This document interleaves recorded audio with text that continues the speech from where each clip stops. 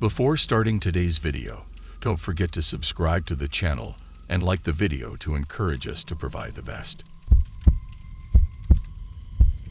For the past few years, I've been working seasonal jobs that have allowed me to travel to some pretty cool places and camp all summer long.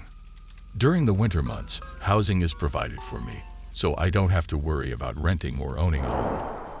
As a guy in my mid-20s, this lifestyle suits me well. However, the months of September and October can be a bit tricky because I don't have housing, and it starts to get cold out. Last October, I had a few weeks before my job started, so I spent my time camping and crashing at friends' houses. After attending a friend's wedding, I came down with a terrible flu and cold that left me with an insane sore throat, cold sweats, and body aches. I rarely get sick, but this was as bad as anything I've experienced.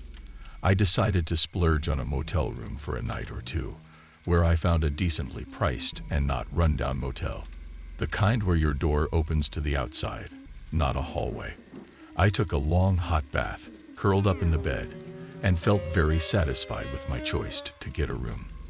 However, things got weird when I heard the room next to mine open up, and the door slammed shut. The guy inside was on the phone and was furious with someone. He was literally screaming into the phone, saying he was going to blow someone's truck up and asking how they could do this to him. From listening in, I could tell he had been fired from a job and was talking to his boss. The whole time, I heard things being smashed, walls being punched, and more screaming. Most people would call the cops at this point, but I'm not most people. I had already smoked pot in the room, and I was sick as a dog, so I didn't want to deal with the authorities. All of a sudden, I heard a loud crash, and I legitimately thought the guy in the next room must have tried to hang himself. It was getting late, maybe around 9 p.m., and I was lying in bed, having just smoked a bit more to ease the pain surging through my body. At that moment, I was thankful that the guy next door wasn't screaming into his phone or breaking things. As I started to drift off to sleep, I heard a very soft tap, tap, tap. I ignored it, assuming the guy next door was trying to repair something he broke in his rage. Tap, tap, tap, this time louder. Tap, tap, tap. This time, it was loud enough for my dog to bark. I got up and looked through the peephole, but no one was there. I went back to bed, and the tapping continued. By this point, I had two emotions. The first was anger that someone was messing with me while I was sick and trying to sleep. The second was paranoia, because I was on something, and my room probably smelled like pot. Then I heard a very soft, "Bro, let me smoke some." I quickly realized I had two options. Either open the door and deal with this person or risk having them get angry and call the cops or something. Obviously, dealing with an unstable psychopath is better than involving the cops, right? As I went to open the door, it was slammed open in my face, and a guy in his mid-30s pushed me aside and came in.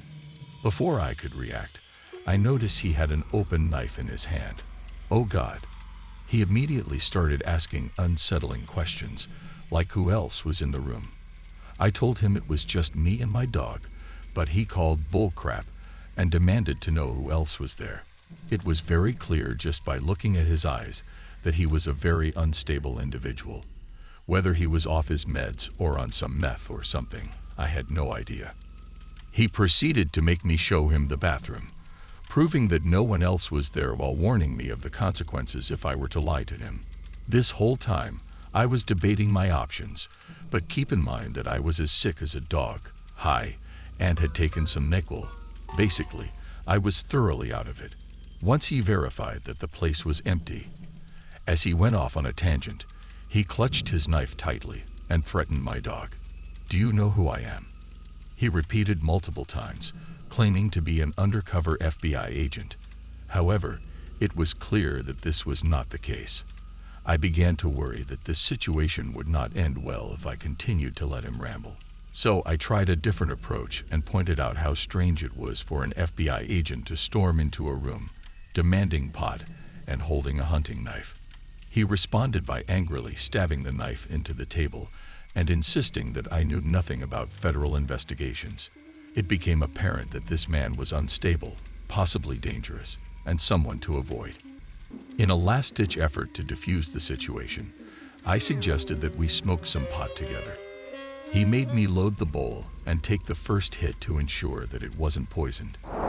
After taking his own hit, he coughed uncontrollably and then tried to hug me. He folded up his knife and suggested we go to a bar, but I reminded him that I was sick and needed to rest. He left, embarrassed and ashamed. The room was silent for the rest of the night, and I lay there wondering if it had all been a hallucination.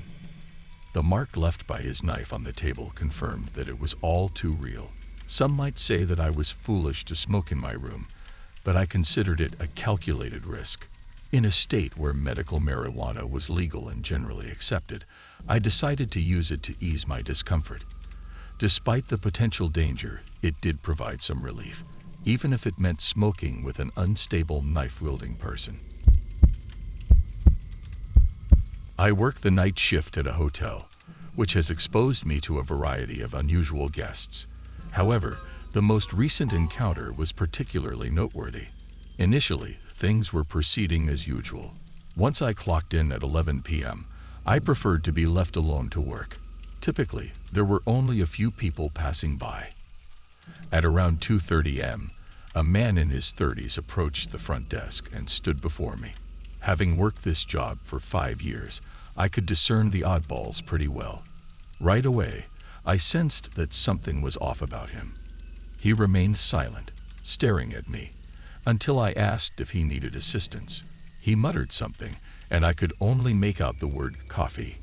I directed him to the fresh coffee in the breakfast area behind him. After glancing around, he appeared puzzled and asked if he could take some coffee to his room. I presumed that he was drunk and offered him a cup of pre-made coffee, as well as a couple of packets to bring to his room.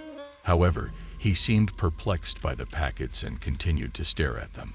Frustrated by his behavior, I moved to the other side of the desk and turned my attention to the TV. He eventually wandered into the breakfast area and began to circle the food and drinks, muttering to himself. At this point, I was thoroughly unnerved by his bizarre behavior. He is significantly taller and heavier than me, and I am the only one on duty. As a result, I begin to consider escape options, such as locking myself in the laundry room or fleeing to the gas station next door. I have had to do this a few times when things have gotten out of control, so I try to prepare in advance if someone gives me bad vibes. About 15 minutes later, he starts pacing down the hall while muttering to himself. I relax, thinking he's gone to bed or passed out, and that I will have the lobby to myself again. However, just 5 minutes later, I glance out the front door to see him right there, smoking a cigarette and still muttering. I start to believe that he's under the influence of drugs or something, which terrifies me enough to grab a pair of scissors and hold them down by my side when he isn't looking. I consider calling the police, but he hasn't done anything wrong, so I decide to wait and hope that he goes to bed soon, as it was already past 3 a.m. at that point. For the next 30 minutes, he walks back and forth through the halls, lobby, and outside, only to return through the back door and repeat the cycle. The third time he passes by me, still muttering. I'm petrified and close to giving up and calling 911 just to have someone else with me. At that moment, an elderly woman approaches the front desk and asks me to call her a cab. I am overjoyed to see her and call for the cab, striking up a conversation with her, which is unusual for me, but I want her to stay in the lobby with me. Suddenly, the weird guy appears for the 4th time, and the old woman tells him they have to leave because he woke her up, and she can't go back to sleep. It turns out that this old woman is the weird guy's mother, and I feel relieved knowing that he is leaving as soon as the cab arrives. However, as soon as she tells him to pack his things, he becomes angry and refuses to leave. He tells her to go back to bed, but she insists, and after a bit of awkward arguing, he goes upstairs to pack. She explains to me that her son is schizophrenic, and she is the only one who will take care of him. She wishes someone would take him for just 6 months, like a hospital, to get him on his medication and into a good routine. I feel awful for her, and we talk for a while, and she opens up to me. I can relate to her struggle as I have mental health issues myself. Suddenly, the weird guy comes running out and demands to stay. They argue again, and this time he notices me watching and starts screaming at me, saying horrible things like, "She's going to call the cops. I didn't do anything. Are you going to clean my kitchen?" and other vile things. I stand there stunned, holding up the scissors to defend myself, and his mom screams at him to stop. He calms down just as fast as he had snapped, and the cab pulls up. As much as I feel for his mom, I am happy to see them go. At the age of 16, I took a family trip to Cabo San Lucas with my best friend. I was thrilled to learn that my friend and I would have our own hotel room for the duration of the trip. One afternoon, while riding the elevator, a security guard entered with me. As the elevator ascended, he inquired, "Excuse me, were you wearing a green skirt on the beach the other day?" I confirmed that I was, but I immediately felt uncomfortable at the mention of my clothing. Later that night, as I returned to my room at 4 a.m., I awoke to find the same security guard standing at the foot of my bed. He was wearing his uniform and had apparently entered my room without permission. When he noticed me waking up, he quickly muttered something about my door being unlocked and fled the room. It was only after he left that I realized I was lying on my back with my covers around my ankles.